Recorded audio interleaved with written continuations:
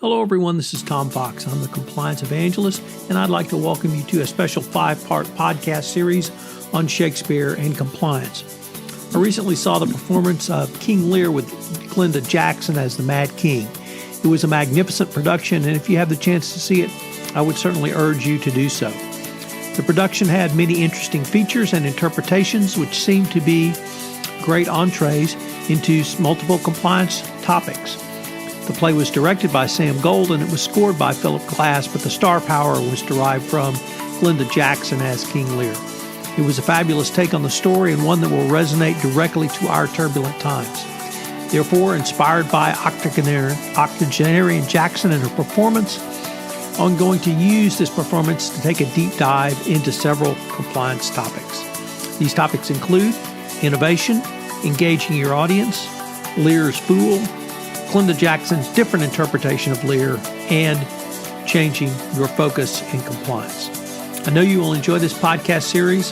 The special 5-part series of Shakespeare and Compliance is a special presentation of the Compliance Podcast Network. Episode 1, Innovation.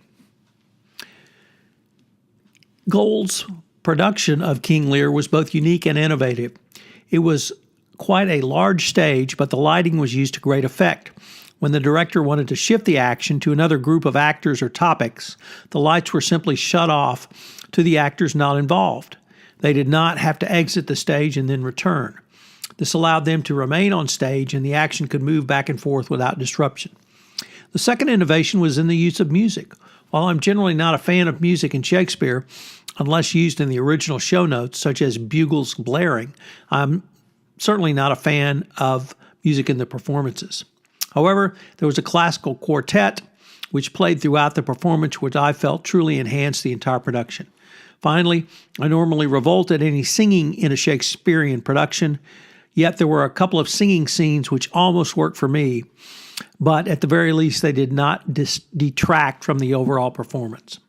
I thought about all of this in the context of how to move compliance innovation into the corporate pantheon of greater business process efficiency in the context of a recent MIT Sloan Management Review article entitled Grow Faster by Changing Your Innovation Process.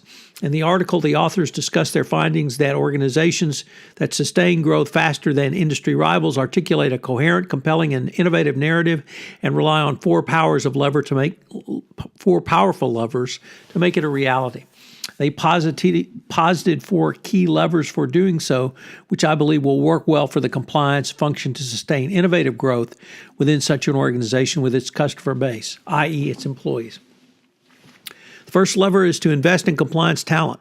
This starts at the top of the organization, committing to have the best practices compliance program.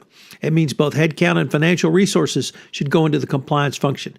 Most interestingly, this mirrors the Department of Justice requirement articulated in the 2017 FCPA corporate enforcement policy that the resources the company has dedicated to compliance, the quality and experience of the personnel involved in compliance, such that they can understand and identify the transactions and activities that pose a potential risk.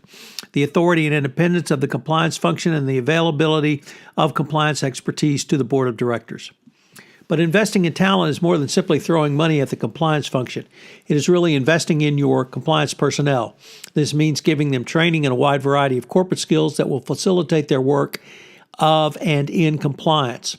This will have greater benefit for the organization. As the authors relate, one person told them, "You're not just hiring and developing innovation talent. This is a great training ground for senior jobs."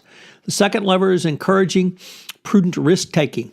While this may sound antithetical to the role of a compliance professional, you should never forget that compliance does not exist to be the land of no, populated by Dr. No. It is not the land of business non-development. For the same reasons you have brakes on a car, i.e. to drive fast, not to slow down, compliance should be there to allow the business to more fully manage the risks that it needs to take to be successful. The more nimble and agile your company can be to manage its risk portfolio, the quicker it will be able to respond to market opportunities. The third lever is to adopt a customer-centric process.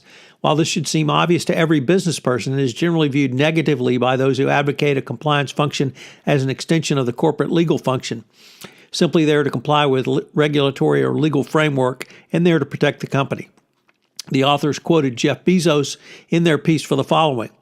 Rather than ask, what are we good at and what else can we do with that skill, you ask, who are our customers? What do they need?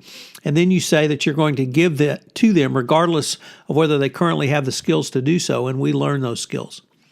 Part of this is being nimble, but another part of it is understanding what business you are in and how your organization is accomplishing it. Most importantly, where the business is going. Compliance should work to not only see where the business is going, but how the compliance process can be made more efficient to positively impact the organization. Yet another way to think about this is considering what is possible. As a compliance practitioner, you are only limited by your imagination. Finally, the fourth lever is along metrics and incentives with innovative activity. Here, you should work to present senior management with solid analytics. This includes metrics related to near-term results and input measures such as process effectiveness, leadership commitment, and competency development.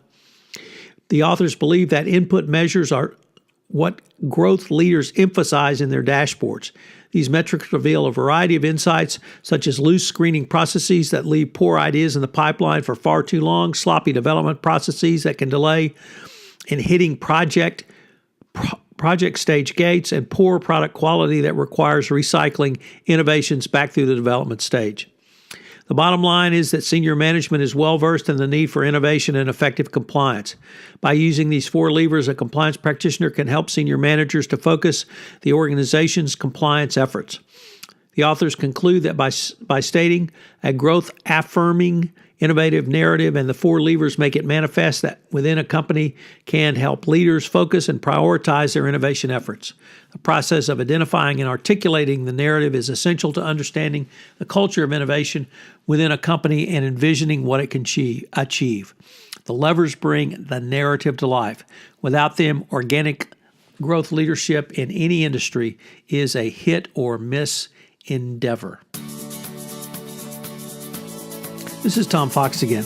I hope you'll join me for the next 4 episodes of Shakespeare in Compliance. I know you will find them entertaining and hopefully useful in developing your own compliance practice.